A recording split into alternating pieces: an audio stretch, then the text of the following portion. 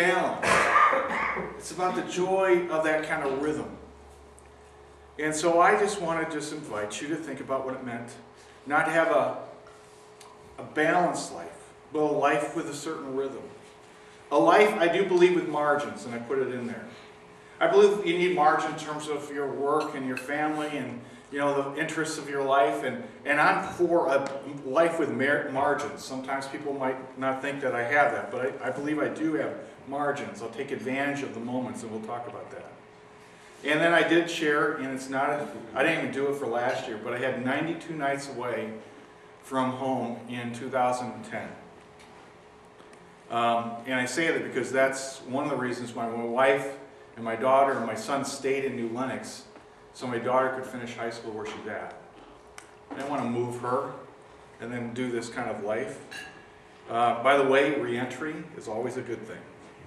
Wayne Cadero is a person that I highlight from this talk because he's the one who gave kind of the language about what it means to live with a fulcrum. What it means, instead of seeking total balance, to recognize that there are times in your life where you need to just go over here and spend more time. But then he invites a time where you kind of go back to pay attention to other things in your life. And I love that idea of moving the fulcrum and understanding that's probably what happens in our life in terms of circumstances. And for us to recognize that while we might feel out of balance now, we can still be centered and we can still make adjustments. And so moving that fulcrum is part of kind of the context of what I was talking about. So let's just go quickly through these kind of notes, and I'm on page 3 if you're following along. And I was really, if you ever, I invite you, if you want to share this talk with others, please do so. And then you need to do something that I didn't do for you today. I just want you to look at a person, like 2 people around you, and would you just tell them, you are not balanced? Doesn't it feel good to get that confession out there? Doesn't it feel good? And I always love to see, sometimes you actually see a little bit more energy. Like you go to someone and says, you are not balanced. There's something that you got to talk about there.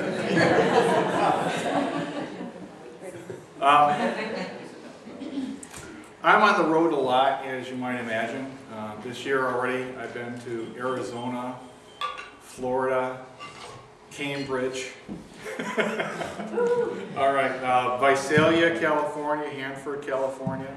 But what I do is I try to think of those challenging circumstances as an opportunity.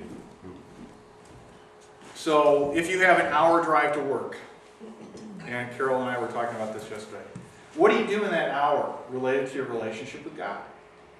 I love my commute when I was an attorney going home. It was a 30-minute commute along the intercoastal, which is Atlantic Ocean's on one side and the waterways on the other. And it was just a 30-minute decompression period that then I could interact with Jackie in a whole different way, just because it kind of released and reviewed the day.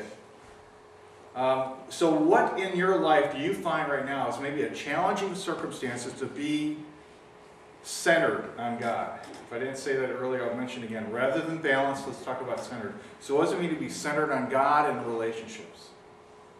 What does it mean to be centered? And how can you use those circumstances? I love plane rides right now because that's when I can get some reading done, for example. Second, what does it mean to be centered in relationships? And I give you the example about that every time I'm driving between Grand Rapids and New Lenox, when I hit a certain exit, I call my friend Chris Voss. And we were together actually this past week. And this guy is, I can't tell you enough about Chris Voss in the sense that he was a seminary student who then was in Lake Worth, Florida. And so we spent time together. It's one of the reasons why we came to seminary. He worked in the bookstore. I then worked in the bookstore. We had kids. He had kids. No, we've been together a really long time, his wife, my wife, our families, in many ways. And when I talk with him, week by week, week by week, week by week, that's really centered relationship. We had not seen each other physically since the end of October. He came to visit me because of something I was going through in terms of being in the hospital. And that's the last time. I didn't see him in November, didn't see him in December, didn't really see him in January. And yet, because every week we were connecting, it felt like, I can't even believe it's been 3 months since I last saw you. I invite you to not think about the multitude of relationships, but what are the centered ones that you want to be a part of. Third, you got to be intentional about spouse time and family time. I agree with Patrick Lencioni quoting someone else, whom I cannot remember, that people need to be reminded more than told. In fact, maybe this whole morning at the end of it, you're going to say, I didn't hear anything maybe just totally new. Maybe it was a way of thinking about it, but you're reminded again about what it means to be centered with God, centered relationships, and centered with family.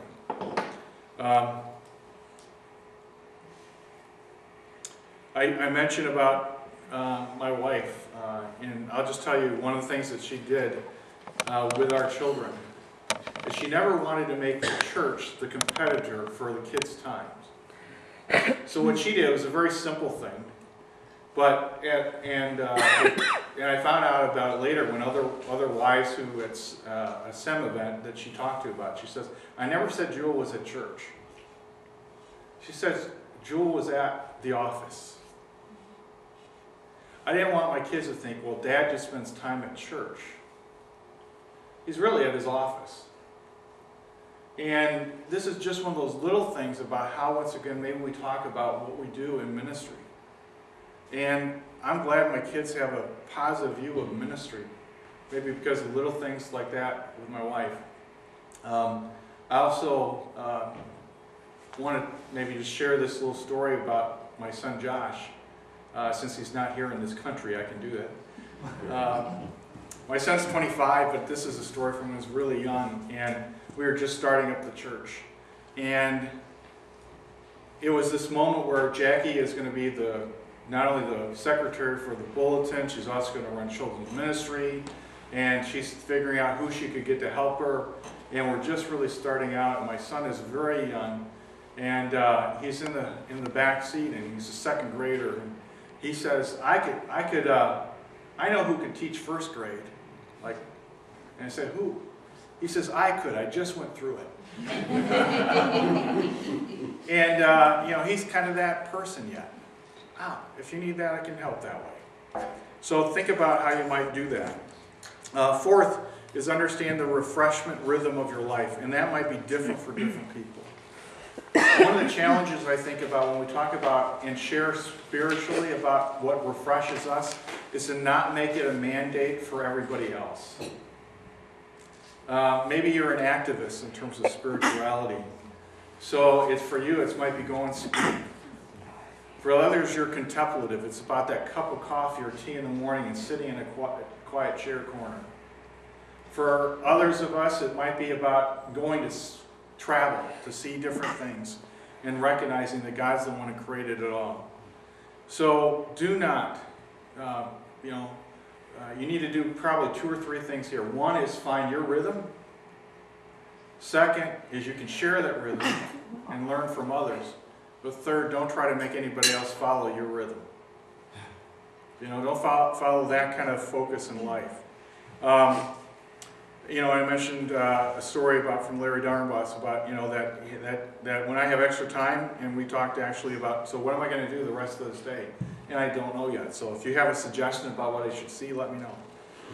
And the last thing was obviously one that you could start off with. But what does it mean to still be centered on God's Word? And recognize that, once again, this is, for maybe, and John, that was really, it was even just this moment. Recognize if you have this one word, that's enough.